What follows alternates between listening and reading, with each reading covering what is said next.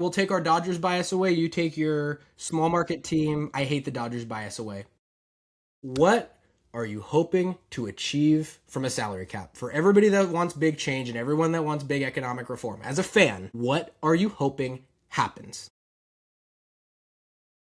Well, Ethan, it seems we finally have something to complain about as LA sports fans, finally. I feel like the rest of the country now. I understand. I understand the pain.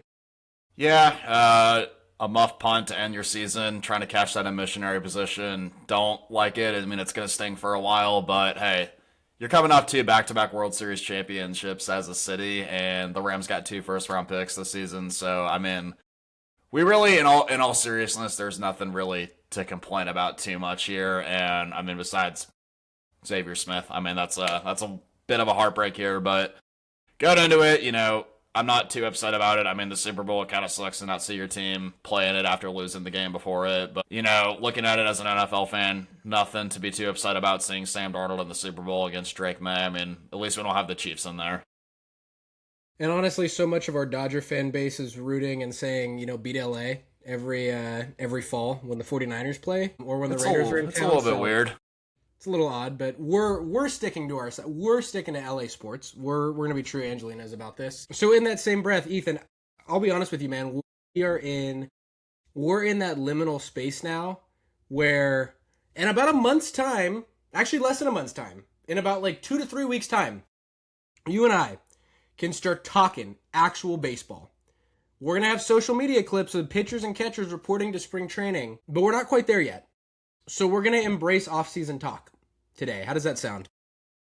Sounds great. That's honestly always my favorite part of the end of football season. I mean, right, is it like 2 days after the Super Bowl is when pitchers and catchers are going to report, or do you have the exact date on that? I know it's roughly around Valentine's Day, and, having a girlfriend now, my mind has to really just be zeroed in on the 14th, and then everything else that kind of comes around it I'll figure out. Hey, plan ahead. You see what's on Valentine's Day next season? All right, propose SoFi Stadium. Hey, that's not a bad way to spend it at all. I said, how about a Valentine's breakfast? Or the Super Bowl. We take it Uber, because neither of us are going to be in driving condition, and we have dinner at like 9:30? Sound fair? But no, anyways, I think, in the spirit of talking of pitchers and catchers, the Dodgers. Oh my God. I don't know if you looked at who's coming back this year and what the state of their starting rotation looks like. We said it last year, and I feel ridiculous and remiss saying it again, but oh my God. They could field 2 MLB teams of a starting rotation once again. And let's break this down here. Yamamoto is going to be the number one starter after what he just did in the World Series. There's no debating that. They were kind of going with Snell, Yamamoto, then Glasnow last season. I think they're going to kind of, again, once mix this thing up. It's going to go Yamamoto, like Snell. I think Glasnow will start at the 3, and then you've got Ohtani and Sasaki kind of in this 4 or 5 spot, and Dave Roberts did note they're going to do something interesting with Ohtani this upcoming season. He might not be a direct starter. They might kind of play a little tricks with him. I don't know what that's going to entail, but I'm assuming Sasaki's going to be in the 4 spot because of that. And no, he's not going to be the closer or a reliever. They got Edwin Diaz, and Sasaki came to the major leagues to be a starting pitcher. So the 5 spot, it looks like a very tasty Red Bull, Ian. It's yummy, bro. It's good. It's sugar-free, aspartame. You can have like multiple of them a day without causing cancer. I love it. I mean, well, that's science podcast topic. Anyways, at the 5, wait, what? Why not both? Both what? Hey, we can do that later. We can get into it. Maybe that'll be a topic. Maybe that'll be our end of discussion, off-season depth of hell.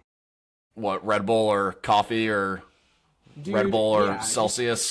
Favorite energy drink of choice before you're hitting the gym? Either one. I mean, I'm always going to be a black coffee person, but it's a supreme.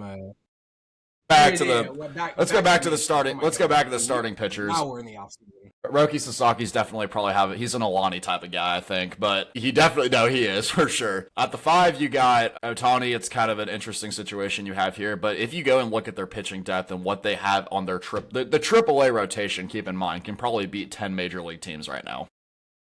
with what they have set up. You have Gavin Stone. Gavin Stone in 2024 was the top Dodgers starter. He was the most consistent, reliable Dodgers starter that was on the field until the end of the season. Season-ending injury. River Ryan, another top prospect. He was arguably the top pitching prospect in this organization. Went down with Tommy John. Missed all of last season.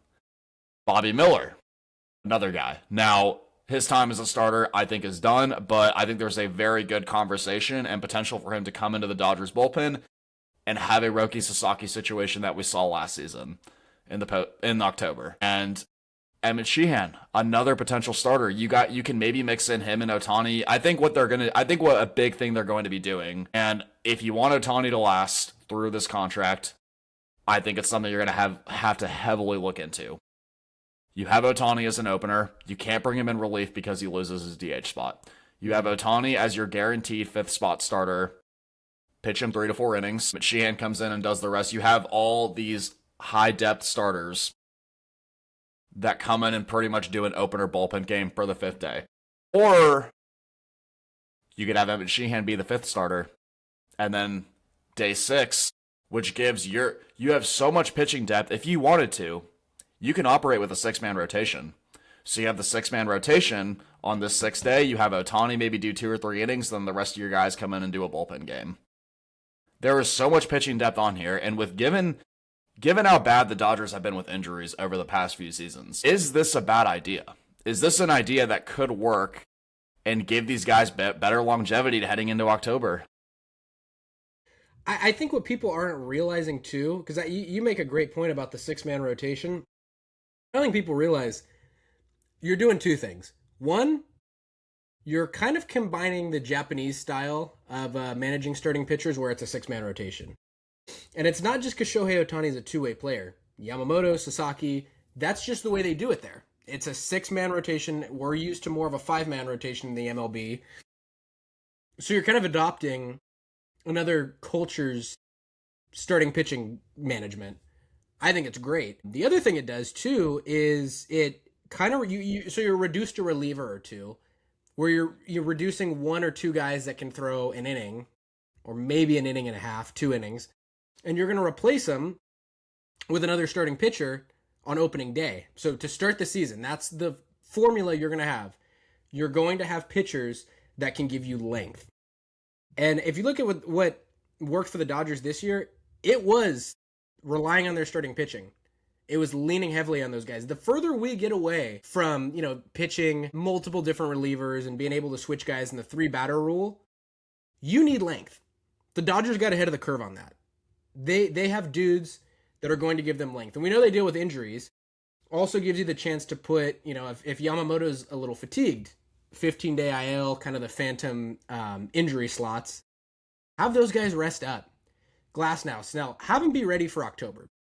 That's the best thing that can happen. And you've got 2 pitchers coming off Tommy John surgery, which is great, because that's another 200, 300 plus innings that you're going to get, hopefully, of full health out of those guys, Stone and Ryan. I think the Dodgers are actually, funny enough, in an even better spot than they were last year when we were talking about the 12-man rotation, because we saw what Dustin May was. He was a guy that, kind of like Bobby Miller, like you said, never really panned out. He hurt a lot. When he was pitching, he was kind of a shell of himself. Hopes for Bobby Miller, Tony Gonsolin, Landon Knack, like Michael Grove in years past. River Ryan and Gavin Stone feel like high-level starting pitchers. Like, those feel like guys, like you mentioned. Gavin Stone was a huge part of the 2024 season. He was their ace, basically, until he got hurt. These are higher-level All-Star pitchers. Yes. He was the best player to not be named to the NL All-Star team, without a doubt, that season. Yeah, so that's when I hear people say, "Oh, the Dodgers farm system is overrated." No, it's not. It's number one. They've produced. What do you mean overrated? What you got you got some of the top 5, or not top 5. 4 of your top 5 prospects are outfielders. You got some of the best outfield prospects you can possibly have, and then on top of that, this is just, the pitching depth is unreal. And how I see this. Look, I don't want to put injuries into reality or prey on that whatsoever, but we're going to be real here. Every single season, every single season, it's not even just the Dodgers. You're going to have starting pitchers go down. You're going to have to keep these guys in check if you want to make a run for October. What's going to happen if two of your top starters or two of your starters go down by mid-May and you need to give them... If you have this much pitching depth, you have more wiggle room to let them come back at a pace that's going to allow them to last through the whole season. Trading these pitching prospects, I believe, might be one of the worst decisions this team can make, and I don't see them doing it. I'm kind of relieved we didn't get Freddie Peralta. Yeah, look at what it cost the Mets. It cost the Mets. It probably would have cost the Dodgers Emmett Sheehan, River Ryan, and probably another outfielder, one of the outfield prospects. Yeah. Maybe would have had to throw in Andy Pages or Teoscar Hernandez, and they didn't have to do that. They still have these guys who can man the outfield until Sirota, who's just that guy's gonna be unbelievably good. These outfield prospects pan out, and if you have an injury come mid-May, you have a guy like River Ryan who can come in and step up and be that guy, and you need that depth if you want to go back-to-back, or three-peat, not back-to-back. I know. We're spoiled. We're spoiled. Yeah. That gold merch drop is going to be sick. It's going to be fantastic. I can't wait. But you're in a situation here where you don't just have the best team on paper right now and arguably one of the best lineups that's ever going to be put on an opening day lineup card. You also have so much depth on your AAA team. The guys that aren't even going to be on the opening day roster who would probably make the opening day roster and starting lineup on another organization. You have that luxury going into this season. Don't disrupt it for maybe one starting pitcher who, you already got a 5-man rotation if you need it. It's a bunch of add-ons that don't make too much sense to me, where if one of these guys go down, you got someone that can easily come in and replace them for a little bit. Absolutely. And the crazy thing is we haven't even mentioned someone like Jackson Ferris, who's very much a prospect we haven't seen at the MLB level. Another guy that came over from trading away Michael Busch. Again, Andrew Friedman's going to cook and find the right guy. So I think the Dodgers, excuse my allergies, I think the Dodgers are in a fantastic position. It's the best position they've ever been in, starting pitching-wise, I'd say ever. Maybe for a veterans, team ever. Yeah, veterans, and then they got guys that can develop without the pressure. A lot of teams throw their starting pitchers to the Wolves, and outside of the Mets 20... Angels. Yeah. Team 20 miles south of them is doing that? Yeah, with the Angels, it's like, who knows? They drafted 20 pitchers one year, and none of them have panned out yet. I guarantee you, if the Dodgers had their hands on a few of those guys, they'd be serviceable MLB players at the least. 100%. I mean, at the end of the day, this is the best scouting and player development there is across Major League Baseball. Maybe arguably the best in sports outside of the Thunder fully developed and drafted that team. I mean, you have this on your hands, and no matter, you've seen their lab go into hands. Not even just the start. I mean, they had Tyler Anderson, keep in mind, a couple of seasons ago. They turned him into an all-star. They made Andrew Heaney look good. Serviceable. Look how Andrew Heaney was on the Angels. It's not exactly like. Can you remember him on the Angels? If anything, are you good, Belly? Dude, it's a rough time of year. I gotta get like allergy shots or something. I swear, this is getting out of hand. Hey, dude, at least you have it was like -2 degrees here the other day. Oh yeah, you were stuck in that snow. Yeah, your dumbass tried to tell me, hey, it's getting a little cold here. I'm getting pasty. I'm like, dude, it is like 10 degrees here right now. So, to be fair, I'm just born with the pasty genetic. Well, that is true. Oh, dude, I'm starting to look like Bellinger. Oh my god. Yeah, he's got. I see it in your eyes. Yeah, this is actual allergies. That's it. This is purely allergies only. I swear. All right. Did you take a gummy before this, or? Dude, Red Bull and water. Nothing. Dude, no, guys. There's it's a THC infused Red Bull. Where do they sell that at now? Dude, not by my own understanding at the least. But no, dude, yeah, I don't know. The allergies, I've always been susceptible to it. It's one thing I don't know if you can really look forward to it coming out here, because for me it was worse in Arizona. It's probably worse in Arkansas. Come around April, May, yeah, it's going to be pretty bad. I'll be looking like Cody Bellinger on every show. Yeah. No, I feel you, dude. I got to get that, got to get those allergy shots ready. That's all I know for baseball season, because we're going to be out by the grass, the dirt, It's going to be wonderful. But no, all in all, I agree with the Dodgers pitching. I think we're in a fantastic spot as Dodgers fans to watch them play as they are. Now, I think that kind of leads to the overall discussion that's dominated the offseason and probably will dominate the 2026 season. A salary cap and a floor is kind of the number one topic everybody cares about for the lockout, for the CBA, all that stuff. And first and foremost, I'm curious your take. What exactly do you think that means for the Dodgers? Now, I think what the Dodgers have done has been completely right. They're playing by the rule book, but I'm not going to deny that there's necessarily a problem with it.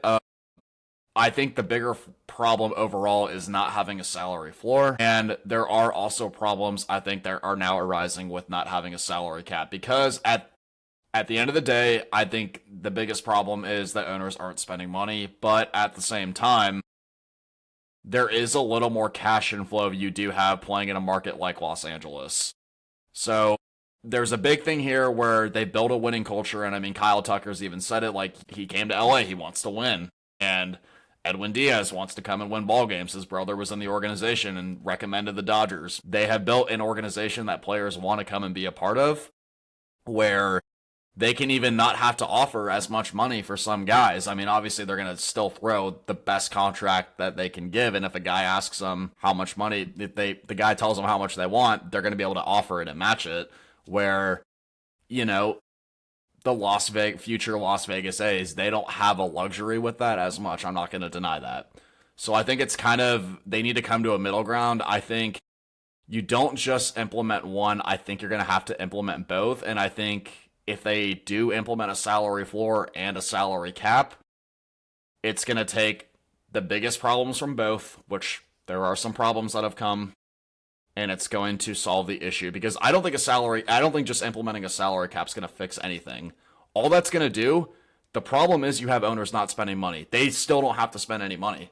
The Dodgers are just going to be able to come in here and say, okay, this is how much we can spend. We're going to allocate our money in this way and get the best possible guys. If there's not a salary floor, teams like the Guardians and the Reds are just going to be able to sit back and go, oh, we don't have to spend money still. But if there's a salary floor, it's going to force these teams to still be competitive, and it's going to keep the big markets like the Dodgers and Yankees in check, where things aren't getting too completely out of hand. Yeah, I think there's a lot. It's such a nuanced thing. I think as you and I as Dodger fans, I have enough faith in the organization. I don't really think a salary cap is going to hamstring the Dodgers and cripple them. I think there's this misconception, and I get it, a lot of people don't really understand baseball. There's a misconception that the Dodgers have to spend money to win. And I will say, I will say it doesn't really help the fact that the last 2 years, they go back to back. It's when they spend the most, and it's when the Ohtani contract happens, and Yamamoto, and Snell, and and all those guys. But don't forget, the Dodgers were making the playoffs from 2013 until now. They've been making the playoffs every year. And for long stretches of time, they were not really spending at a rate that was problematic in anyone's mind, outside of delusional fans who just hate the Dodgers and are mad at the fact that their team isn't competitive. They went to a World Series in 2017 that was theirs, all on homegrown talent. And they got it stolen from them. And I know that they didn't win in a lot of other instances, but they kept getting there. The playoffs are a crapshoot. And they had bad luck. Things just didn't bounce their way. This time around, things have bounced their way. If you go back and look at the Yankees series, there was multiple times in game 1 and 2 that the Yankees could have theoretically been up 2-0 going back to New York. The 5th inning, the Yankees should have won that game. So the Dodgers had some things bounce their way. And last year, Toronto was an out away, basically, from winning the World Series. 2 inches, too.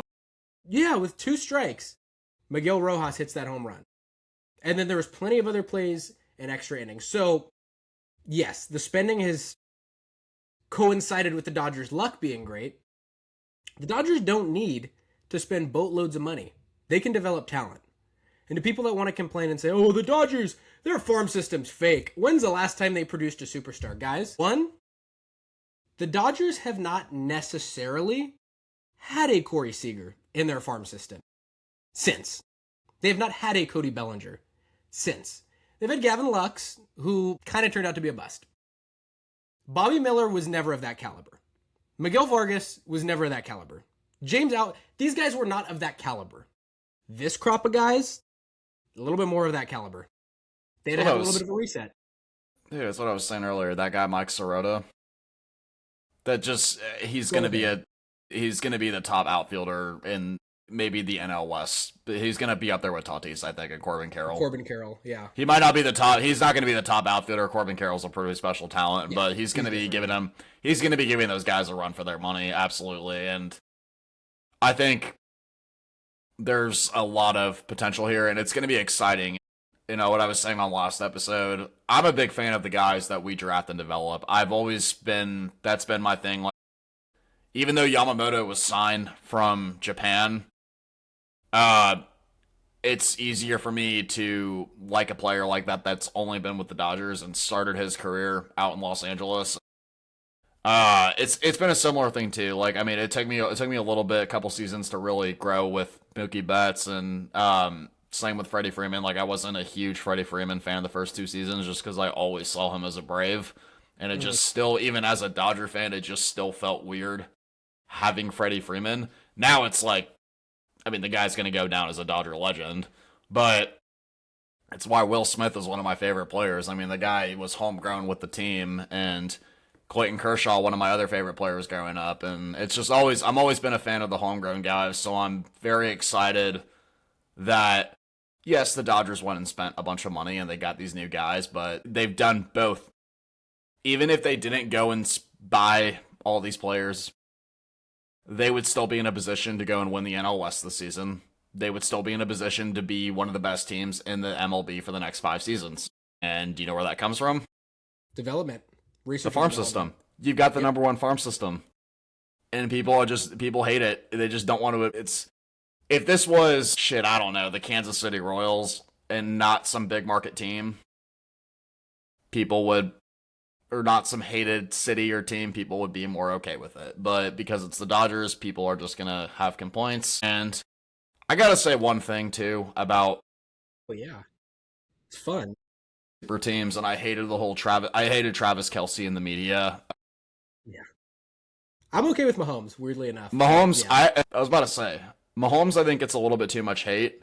And I think a lot of that just stems from his family on the internet. And just his success, too. Honestly, people are just jealous of success. Yeah, and at the end of the day, I mean, you go and look at the Dodgers, how they handle the media. Ohtani's one of the most well-respected athletes. He's one of the best PR guys out there right now. And Kike Hernandez is one of the funniest players in the league. Freddie Freeman's one of the most humble, nicest players in the league. Clayton Kershaw on top of that. Like, Mookie's a great personality. That guy's going to be broadcasting games when it's all said and done. I mean, there's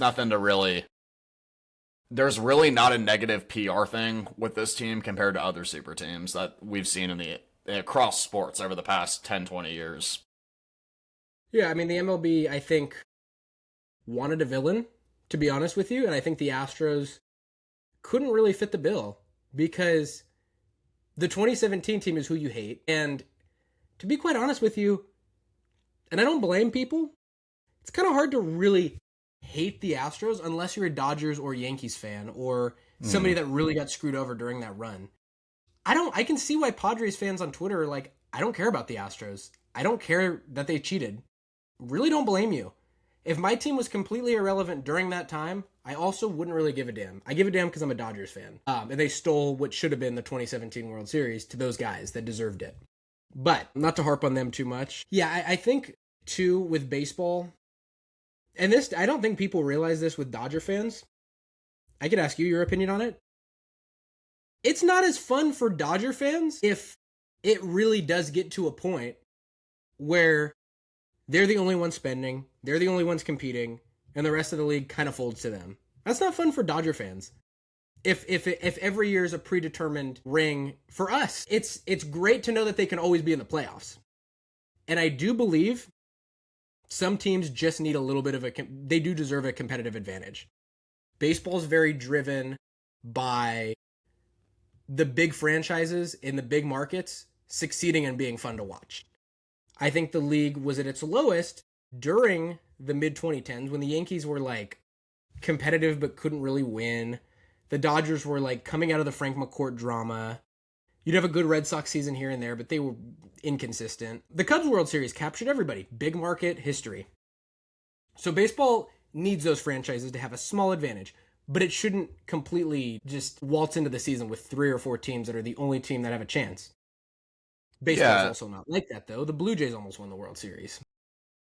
And that's why I'm heavily for the salary floor, because it's telling them, hey, you can't just sit around here and do nothing. If you want to own a baseball team, you're gonna have to play the game. You're gonna have to do some stuff here and compete. You can't be cheap. And the salary cap on top of that, it creates a boundary. Hey, okay, this is so you don't take things too far, but we're gonna also have the salary floor so you have competition and you can allocate your money in this way. And I don't think a salary cap fixes.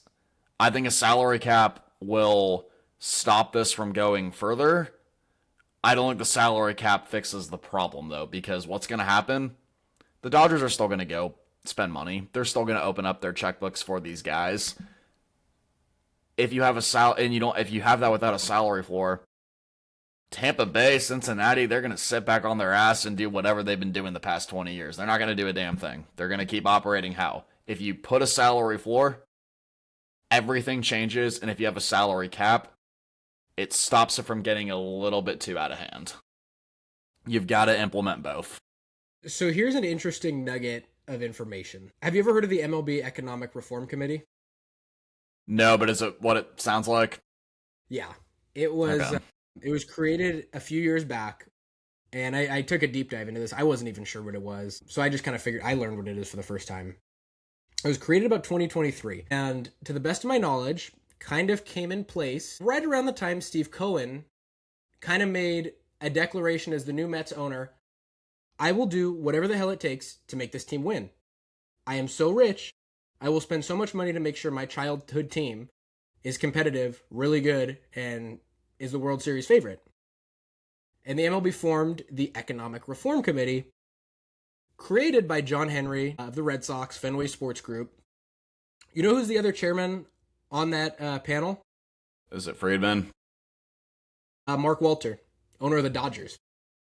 That makes sense. The MLB Economic Reform Committee, essentially, which was formed years ago, before Ohtani got to the Dodgers, before the Dodgers opened their checkbooks, before the Dodgers started spending like madmen, you know, when it was like, okay, we get a Freddie Freeman on a reasonable contract. He's not getting paid much. We're not handing out long-term deals to guys outside of Mookie. The Dodgers and Mark Walter had intel. Clearly. They know something that we as fans probably didn't know at the time. For sure. Salary cap's been discussed in baseball, but it hasn't really been this humongous, nationwide conversation that it is now. It was a concept, it was an idea, it was a farce. Like, maybe one day it's probably for the best, but it's just, we're not a salary cap sport. Now the conversation is we have to become a salary cap sport. So, what I take from this is the Dodgers know big changes are coming. And if they know big changes are coming in the future, what do you do right now? You take advantage of the current system as is, with the knowledge that you cannot be punished for actions in the past when new rule of law comes into place in the future. They know, because these CBAs, it's not like, I think people have this idea, well, the baseball season ends and we sit down and hammer it out in December. No. This stuff is the 2032 CBA is probably being discussed.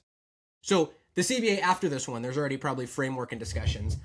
Point being, the Dodgers run, I think everybody's terrified of the Dodgers, especially fans of the not the Dodgers are terrified. Oh my God, all they're ever going to do is spend. They have super rich owners. The luxury tax doesn't deter them. Yes, it does. The luxury tax has deterred them before. But they also know we might take a little bit of a bath spending like crazy for these next couple years.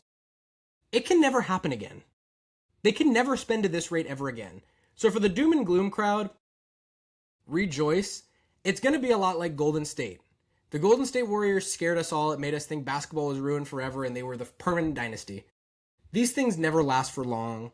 They always come to an end. But, like I said, the Dodgers are just extending their window and running out the runway for their prospects. That's what this really is. Shohei Ohtani is a mega market, return on investment, as is Yamamoto. They want to maximize those primes. They're going to shed a lot of contracts. The only guys long-term committed to the Dodgers are Shohei, Yamamoto, and Mookie. All these other ancillary pieces, Freddie Freeman, Will Smith is long-term too. But Freddie Freeman, Teoscar, Kyle Tucker, they're going to be gone. They're going to be gone soon. Glasnow, Snell, they're going to be gone soon. It's not as scary as it looks. So I think that's just my message to the crowd that's terrified. Clearly big changes are coming, or else the Dodgers wouldn't be spending like they are. And this is not permanent. But you know what? What's your excuse going to be when the Dodgers farm system fully develops and they're self-sufficient at developing talent like they always have? What's your excuse then? Because you can't put a salary cap. You can put a salary cap on players being signed. You cannot put a cap on where owners want to spend their money on facilities, on research and development, on coaching, on nutrition, on data, on housing for their minor league players. The Angels spend a lot of money on players. You know where they don't spend their money? The farm system, research and development, scouting. And that's where they're a bottom feeder. They're making their players sleep on floors. Yeah, 6 guys to a kitchen at a Motel 6? Like, come on. You're a Major League Baseball team. You can afford to send them in a nice little Holiday Inn or something, not a Motel 6. Embassy Suites, at least. Come on. Yeah, that's what I'm saying. Like, what? Why are we doing a Motel 6? Crazy. But yeah, overall, I don't know, man. It's a tired narrative. And my question to people, we'll take our Dodgers bias away. You take your small market team. I hate the Dodgers bias away. What are you hoping to achieve from a salary cap? For everybody that wants big change and everyone that wants big economic reform, as a fan, what are you hoping happens? What are you hoping happens? Because if your hope is truly, I don't think it's, right that the distribution of great players is going to one or a couple teams. I want it to be a little more spread out. Fine. But I don't really think that's genuinely the hope. I think the hope is that they just get to see the Dodgers crumble. And guess what, buddy? It ain't happening. We will always find a way. Well, Dodgers will always find a way. If that's what people want, it's going to make baseball viewing pretty fun for the next 5 seasons, however long this is going to go for. So, I mean, I'm all for it. I mean, if people want to see them lose, we'll get the last laugh at everything. But, I mean, what you just said, a salary cap's not going to fix a damn thing. The salary floor will. The salary cap will help things. It's not going to fix anything. It helps optics. It's like... Optically, I get it. It's gluing something back together. It's not putting something together. Or, like, it'll just help something maybe stay in place a little bit better. There's one solution. Dude, I've worked for professional sports teams. I've seen different owners. There's one solution that would fix the MLB. But it will never happen. It's impossible. And it would be if you found pools of billionaires, of wealthy people that wanted to own an MLB franchise and really loved the sport and really cared to make them a winning team. And you found a way to get rid of about 30 to 50% of the owners. The Pittsburgh Pirates and the Anaheim Angels, they spend very different amounts of money on their players. But guess what? Neither owner is really committed to winning. And if you don't, the owner sets the tone.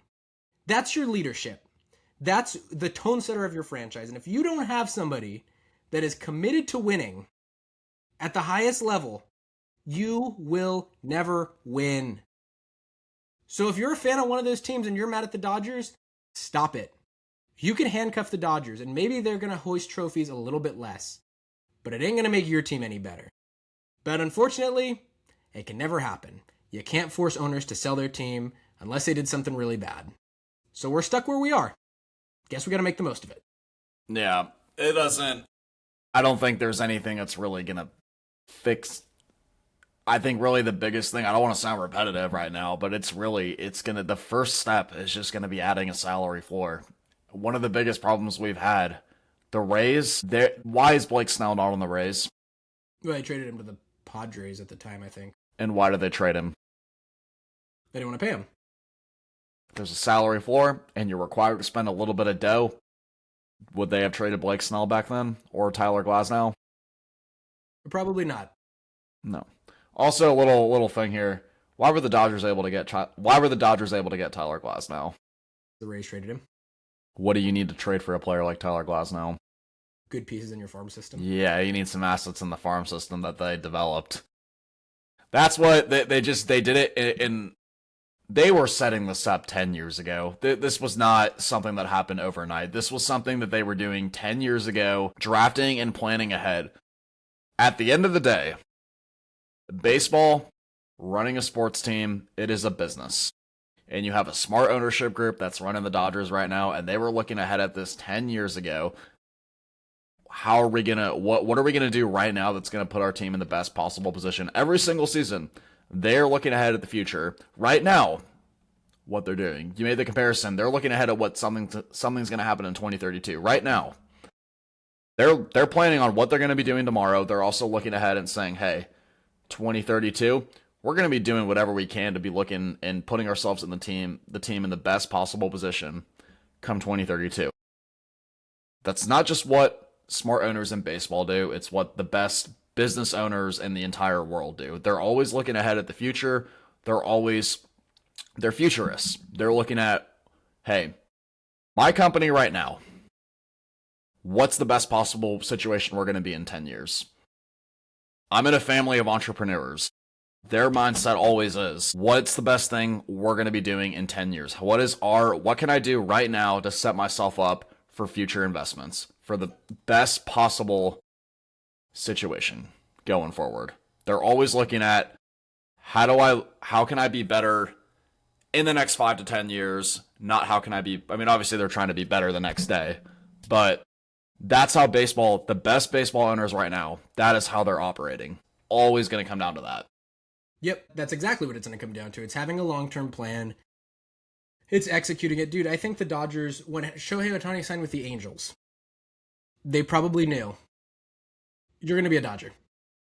And if the DH existed in the National League today, 2018, you would be a Dodger right now. Shohei Ohtani, was a matter of time, and it was inevitable. And that's a perfect example of a 10-year plan. He's a unicorn. This is all temporary. This is all because of Shohei Ohtani. It'll be an era of the Dodgers spending, but it's not going to become this doomsday, the league is broken. Spending on baseball players is a bad investment. Spending 10-plus year contracts never work out. Why do you think Kyle Tucker got 4 seasons? They don't need him more than that. Kyle Tucker's probably got the best 4 years of his career are going to happen over the next 4 years. And I think a lot of teams are wising up to it. You're right. We're going to see probably a new era of more and more young stars getting extended. That's, at least if you're going to extend them, they'll be in the pre-prime, prime, end of their prime, age out, smaller contracts. The way the system's been in baseball with contracts is just broken. Giancarlo Stanton signed a 14-year deal. The Marlins couldn't wait to get rid of him after a few years. Why? He hasn't aged well. No baseball players age well. He can hit in October, though. We'll give him that. He can hit the fucking ball in October, though. Stanton, yeah. Stanton, yeah. You saw what he did to us in Game 1? Yeah, no, he's a really good player, but he's not transformative. I mean, he's good on the Yankees batting 5th, and he fits that team well. But he had a great 3-year stretch, one of them where he won the MVP, but he's a power hitter. I think he fits great with the Yankees, but not for how much his contract is. No, he's not going to show up to Pittsburgh and raise the floor on that team. It's not a quarterback in football. It's not a star point guard in the NBA. It's not how baseball works. People still don't realize that. But all in all, it's a competitive advantage the Dodgers have. You want to talk about a competitive advantage? It's called Shohei Ohtani. It's called them treating people right. That's why it all works out. Absolutely. But yeah, you and I could talk about this until we're blue in the face, really. I think bring on the salary cap or restrictions. I think it's going to be a soft cap and a soft floor. Penalties for both. that no owner wants to go over. Clearly, it's why the Dodgers are doing what they're doing. But as we kind of wrap up this show and get to the end, I'd be remiss if we don't. I know we're a baseball show mostly, but it was a great season of football. Oh, here we go. That last game was probably more painful than most Dodger playoff losses I've endured. As a Rams fan, I don't know how you feel. That game, I hate to be a woulda, coulda, shoulda, but they should have won that game. That was. I mean, I'm sorry, Xavier Smith as a human being, I feel for the guy. It sucks that you had to have that moment happen to you, not once, but twice, and then the second time actually was consequential. So as a human being, I hope he takes care of his mental health and gets everything in check. But, dude, that one play cost him the game. That it's a routine play that you make, not being able to get a first down at the end of the first half, obviously was bad execution. Maybe not the best play calls, but man, that muffed punt was the game. If they just let it bounce for a touchback, let it bounce, anything, Rams probably are going to the Super Bowl and winning their second with Matt Stafford, because Seattle's going to crush the Patriots. Yeah, that was a brutal game. It's one of those where you're pulling from the handle instead after, and not the best way. And it's one of those things. I'm looking back on it, and I mean, you couldn't have said it better. It's the most painful loss the Rams have had. It's worse than some Dodger playoff losses, but kind of how we were opening the episode with. At the end of the day, I got nothing to complain about. Again, they did still win a Super Bowl a couple years ago. There is the pain of coming up short in the NFC Championship, but it could be worse. There's a lot more cursed sports cities out there right now than Los Angeles, and it's still a luxury to get to the NFC Championship. We have 2 first-round picks this season. So it's going to sting a bit. It's not like if it was a game where that muff punt didn't happen, I wouldn't feel as iffy on it, but it's one of those things like you were saying, if you catch that punt, you play it back, Seattle's not getting that touchdown. I mean, you can go march down the field and get a score there, and you're up. And looking back, I mean, if you want to play the opportunity cost game here, that's maybe 14 points from the Rams. 14-point swing. I mean, the Devontae Adams touchdown maybe doesn't happen on the next drive, but I mean, theoretically, if you want to go look at it, you catch the ball, you drive down the field, you get a touchdown, stop the Seahawks immediately. They kind of had Sam Darnold's number, not necessarily through the second half. Sam Darnold still played great. 4th and 19, they punted on. Yeah, the Rams had him backed up. A phenomenal game, but the Rams defense started to show up in that second half, and if you take that touchdown away, what was it? They have 1 touchdown in the second half? Yeah. Am I doing the math correctly? Other than the muff punt one, yeah. Yeah, and 1 true touchdown where you drove down the field, and that was it. Yeah, and I mean, he showed up where he needed to. It was, I think that first half from Seattle, I don't think they could have come out and played a better half. But, it's going to sting for a bit. At the end of the day, though, we got baseball in 2 months' time, and we'll see you guys then. Yeah, the way it feels like everything bounced for the Dodgers, everything just bounced against the Rams. I mean, they had their weaknesses, but this was a walk-in year. Good news and bad news. Bad news is they burned Matthew Stafford's MVP year. I think they burned, no offense to his capabilities, they burned Puka Nakua's, in my opinion, probably best year he'll ever have. He was an Offensive Player of the Year candidate. Can't expect to have those come back around. But the good news, they have 2 first-round picks, like you said. I don't care what anybody says. I would go draft another receiver. Devontae Adams is 33. Puka's going to want big money. They're going to have to decide what they want to do with their receivers. I always draft the best player available. I know they need help on the secondary. They can figure it out. Maybe they can go sign somebody. If you have Mekhi Lemon there at the 13th pick, you go get Mekhi Lemon, unless some cornerback who's as good, if not better, drops to you. Magically falls to you. Yeah.